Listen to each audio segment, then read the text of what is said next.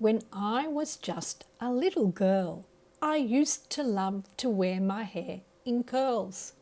I loved to sit in the kitchen with my nonna, and she would tell me stories together with my mumma. She told me that bread came from heaven. She even told me about the Great Depression.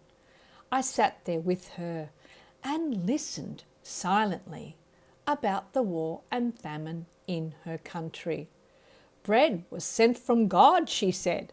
You can't understand what's life without bread.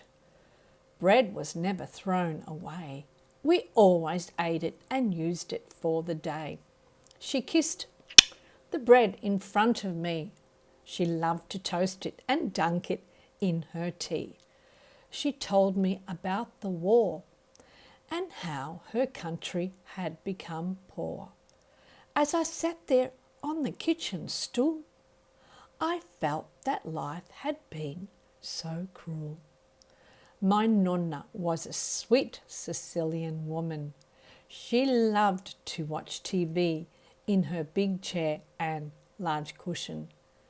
I can't imagine the life that she shared. Suddenly, I felt so scared for the life of my nonna, mama and papa, deprived of food and protection. You know, they only had third-grade education, leaving their family home to settle in a country they had not known. We all live together and are a real big family. And you know, we're always hungry. You know, I can't imagine the life they led, a life without the sacred bread.